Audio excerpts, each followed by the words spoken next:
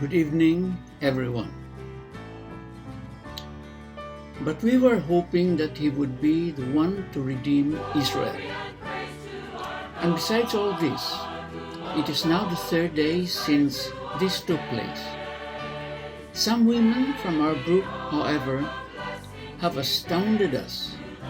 They were at the tomb early in the morning and did not find his body. They came back and reported that they had indeed seen a vision of angels who announced that he was alive. Luke 24 verses 21 to 23. The day on which our Lord rose from the dead, some of the women who had accompanied him went to the tomb to anoint Jesus' body and found the tomb empty.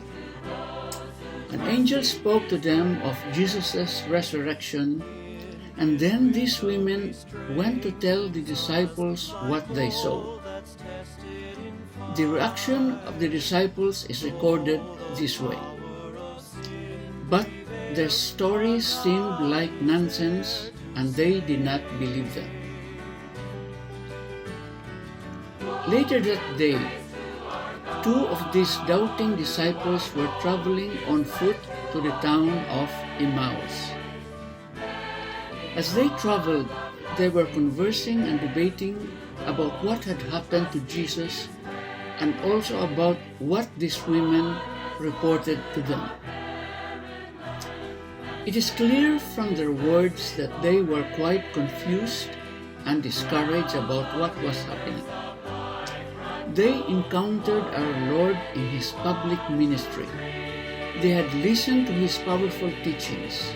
They witnessed his miracles. They had hoped that he was the Messiah.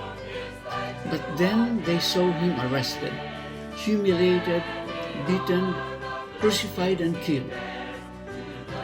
Jesus' death took a serious toll on them and made them question their faith in him. And even after they heard that he had risen, they couldn't bring themselves to believe. Thus they traveled the road to Emmaus, discouraged, confused, and doubting. As these disciples walked along, our Lord appeared to them, but they did not recognize him in his resurrected form. They expressed their confusion to him, and Jesus finally said to them, "Oh, how foolish you are! How slow of heart to believe all that the prophets spoke. Was it not necessary that the Christ should suffer these things and enter into his glory?" After Jesus went on and explained the scriptures to them, they were hungry for more. They asked this stranger to stay with them, and he did. That evening, Jesus broke bread with them, and in that sacramental act, they recognized him before he vanished from their eyes. We must see ourselves in these disciples. There are many things in life that can lead us to discouragement. When we strive to follow God's will but find that things have not turned out how we expected, there is a temptation to doubt. Why is that? What is the cause of doubt? More than anything else, doubts and discouragement come from our failure to understand the perfect plan of God for our lives. If these disciples had understood from the beginning all that Jesus explained to them on the road to Emmaus, they would not have despaired. They would not have lost hope. So also with us, when we begin to lose hope in our lives, it is primarily because we have failed to understand the divine plan for our lives correctly. We have failed to see that God permits certain things for his glory. He permits certain hardships to deepen our faith and trust in Him. When we fail to see His permissive will in all things, we will become discouraged and confused. Reflect today upon these two disciples. They had the incredible privilege of spending much time with our Lord during His public ministry, seeing His miracles and hearing His sermons. But when the cross ensued, they doubted and despaired. Let these disciples witness to you and reveal to you any ways that you fall into similar temptations. Do you have perfect hope in God and His plan for your life? Or do you allow these various crosses to endure to confuse you and lead you to doubt? Allow our Lord to appear to you through prayer and reveal to you His perfect plan.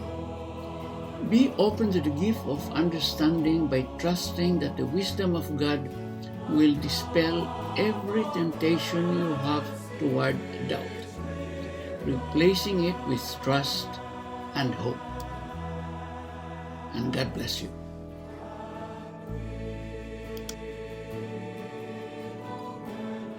Brothers and sisters, we are now on the third Sunday of Easter. The third Sunday of Easter is prominently seen as the Sunday of the road to Emmaus. Two disciples of the Lord going to Emmaus.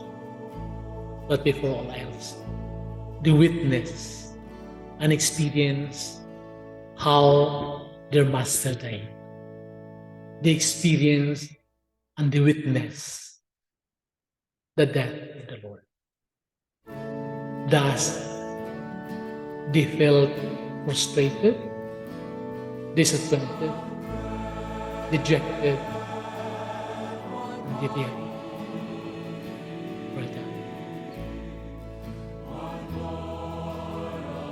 But however, before they were completely consumed by frustrations and laziness, Jesus came to interrupt them in their journey. Before they finally succumbed to hopelessness, Jesus had to remind them that they were not alone and not everything. Jesus, by asking, what are you discussing together as you walk? Now with Jesus tried to converse them, brothers and sisters, the Lord wanted to redirect them, to refocus them on something more fruitful, more beautiful.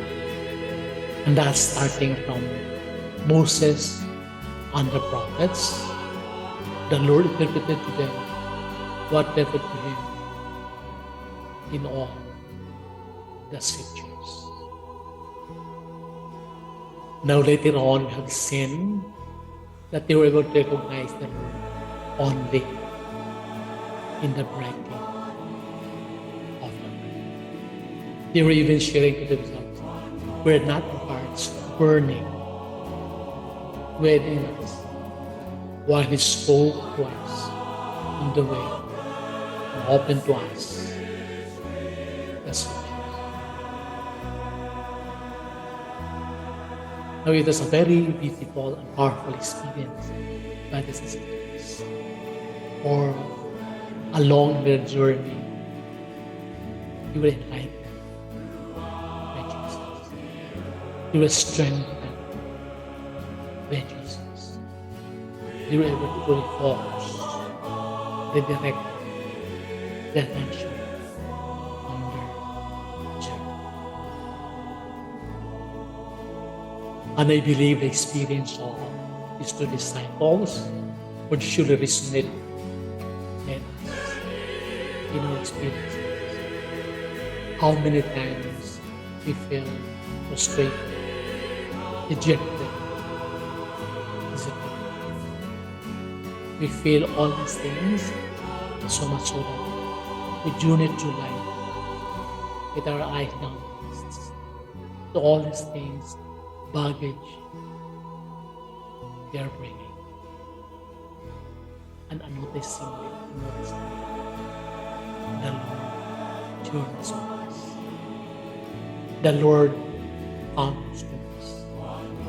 The Lord refocuses our attention, our vision, our realization. And truth with sin, the Eucharist is the sin, the open stores. In the Eucharist, we experience the real rest. Our hearts get burdened. Our hearts are to inspire to the Lord, to humble us, journeys, inspires us, no joy.